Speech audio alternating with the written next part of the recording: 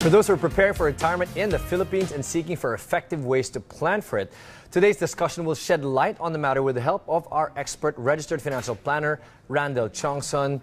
No stranger to the show. Randall, thanks again for being Hi, here. Hi, Edric. It's nice to be back, as always. I know, and I think we may have had some angles on retirement in we either quite a off number of camera times, or on camera. Yeah, probably but let's help our viewers again. And the Okay. opening question I have is, let's go with basics again. Factors to consider when planning for retirement in the Philippines. Well, number one, your lifestyle. Your lifestyle would determine what kind of a retirement you should have. And there's something that we teach people. Your lifestyles don't change just because you're retired. For instance, Edric, you're used to traveling and drinking Starbucks coffee when you were working and stuff. You probably do that also when you're retired already. So you want to be able to be not too far away from what you used to spend. Okay. Do you believe in the factor of what you spend now actually might be 20% less, or you just factor 80%? Or in finance, we is have that this changing now? We're saying that we want to be able to prepare 75% of your pre-retirement budget. So assuming that you retired at 60 with 100,000 budget. So probably 75,000 is good enough. I There's see. things that you will remove. Okay. But there are things that you have to add on, like medical costs and stuff like that. All right. So let's talk about those things, because you did say the factor. You consider your current lifestyle, and most likely it will be the same, maybe with some factors like you mentioned, right? Yeah. So the other factor you now said is medical. So medical obviously, costs. so how do you now put that into the picture? Now that's a problem because that's you wouldn't know how much. No? Some Okay. people spend a lot on medical, some people don't. So you just have to put a factor. Maybe 20-30% of your budget would be allocated for that. What we do is, your current lifestyle, your current budget, in a big way will be similar to what you're going to have. Sure. You're going to remove, let's say, amortization, education is not going to be there, but you're going to replace it with something else, like medical costs or maintenance medicines and your checkups and stuff. So it will be more or less not too far. That's why we came up with a 75 to 80% of your pre-retirement. Okay. Tell me about locations. Is that a factor when you think about retirement here? Is that something course, that's happening now? Syempre, Going out of the home, or yeah, Metro is always more expensive. Metro Manila is more expensive. Fort Bonifacio is more expensive. So again, all these things put the factor. So a lot of people are thinking of going back to their provinces.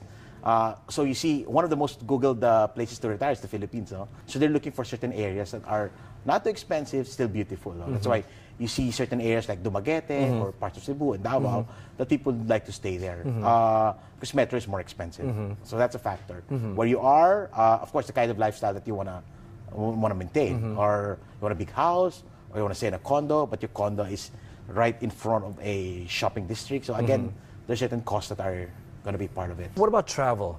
Is that still a trend for Yes. retirees? They still want to go and see the world, quote unquote. Yes, what's one, but also a lot of the Filipinos now have children abroad, so they'd like to be able to visit. Remember, you have a son or a daughter who are in the States, you're probably very, very busy. They don't have that much time to visit you here. So there's a tendency for the retirees to visit them. Sure. So it's one of them. That's a factor.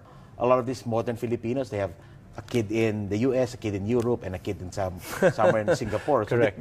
they'd like to be able to visit that also. Alright. Sila yung nag-visit. Let's work towards those factors now, step by step guide. Where to begin, how to get towards those factors. Do the numbers. Know how much money you need. A good way is, if you were to retire today, assuming that I'm retired today, how much money do I need? More or less you can gauge that. Or maybe I need 100. So from that 100,000, you will now want to be able to project that in the future. Say I'm retiring in 15 years, assuming a certain inflation rate, an average inflation rate, say 4%. So 4% in the next 20 years, how much will that amount of money be? So when you have that amount, then you now have a starting point. Now, question is, how much do you actually need so that you can sustain that? So there's a computations for those things. When you get that number, is it as simple as working towards that goal? If you have that magic number you have to already? be, assuming, Edric, I say, so assuming I need about 1.2 million a year. Okay. So assuming that I will compute for the next 20 years. Sure. And let's just assume that that amount is 5 million. Okay. So that amount of 5 million, that's only good for 1 year. Okay. So once you get that amount, probably you want to be able to multiply it by a factor, let's say, times 10. Sure. So at least you're guaranteed for the next 10 years. Or you multiply it by an investment rate. So that amount of money you can actually use back so that, you just live on interest. Do you notice that in your experience, people are able to faithfully work towards that amount that they need, or are there That's the sad distractions? Part. That's the sad part. There's a study that shows that only 2 out of 10 Filipinos actually do prepare for retirement properly. Okay, yeah. And there's another study that says that those who prepare only 50% actually prepare enough. Because you can say that I have something for retirement. Sure. If it's just $1 million or $2 million, that's not going to be much. So unless you're able to buy properties, then you have to rent it out and stuff like that. Then it kind of works for them. Some of them I've seen were deliberate. It's just that they were very thrifty. They bought properties when it was low, and now they're renting it out. So it was enough for them. But some of them really are having a difficulty because they were not able to prepare. And plus the fact that the factors back then are not the same as today. There you go. It's easier to buy a property 25 years ago, and you're pretty sure that it's going to be rented out today. But today, that's not the same factor. Okay, so moving forward, how would you advise people to prevent those distractions? Well, number one is to have a goal. You must always have to have a goal. I mean, well, number one, you can never really fully fund your retirement because it's a number. It's just a number. I mean, I can come up with the numbers, but it doesn't mean anything if it's not really quite to what you want. Plus the factors do change in your life. No? You want to have to be able to have a goal. At least you have a minimum goal. You want to be able to finance it. How will your SSS have an impact on that? Say, assuming that my SSS, by the time you project that, I'll get something like 12,000 a month, and I need something like 70,000 a month. So I must be able to come up with an amount that could bridge the gap.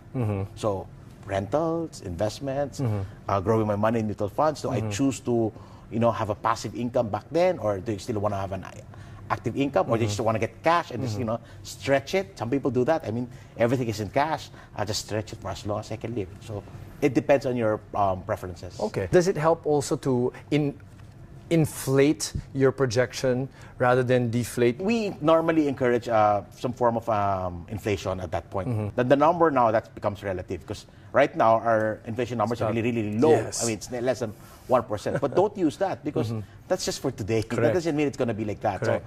So don't use a very high inflation. Some people I see when the RFP, when they submit, they use 10%. It's so big. I mean, correct. Somebody tells you, I'm just earning about 150,000, then you have to have 150 million by the time you retire. How will I get 150 million? Remember, it's behavioral. Right, So right. Stake to a good number, say 4% or 5%. That's a good number. It's not too high, to demotivate you. It's still possible, but it's not too low that it's gonna deflate whatever it is. This money is behavioral. So Sure. some people, they look at it as one big fund, or some of it they don't want to do it. Of course, travel fund muna, or this is just for medical. Whatever works for you best, whatever that you can stick to it. Because at the end of the day, it's not how good you are when you're investing about these things. It's how disciplined you really are. So if that system works for you, then go ahead, break it down. It might help you further. Some people, they don't need to do that. Some people, they find it confusing when they break it down. Or let's say some people, they have multiple accounts. That works for some people. That doesn't work for everybody. Correct. I see. So know your money profile also, know how you behave with money. But there's certain basics, no? You want to Sure. be able to make sure that there's enough money. Don't put everything in properties because it's not liquid. Don't put them on everything in risky investment because, there's always that risk. So you want to be able to balance, diversification pa din. Can you give me the top challenges people have in being able to get to their retirement goals? Setting aside the money early enough and sticking to it. So let's say I'm 30, I read your book, I watched your show, I read the book. I want to start 30. Baka by 35, you stop na. So again, you might think, no, I tried something. So that's the biggest hurdle. The discipline is the biggest hurdle. Allocating money from your budget. Remember, it's always going to be a struggle with, do I use the money now and enjoy it? Or do I sacrifice now and enjoy later? There's always going to be a struggle for that. And then the family dynamics comes in. Your spouse and your family might be, either can help you with that or can, go against you. For people who are not as, I'm not saying not disciplined, but, not as, they don't want to complicate things. You want to be able to set aside an amount on a monthly basis, part of your budget. Auto-debit it or put it in a fund or whatever it is that you can do, and just, stick to it. From time to time, you want to be able to increase it because your income also increases it. Investing and preparing for that is largely determined by your income. So as your income increases, then you might want to be able to do more of those things. Okay. Thanks, Randall.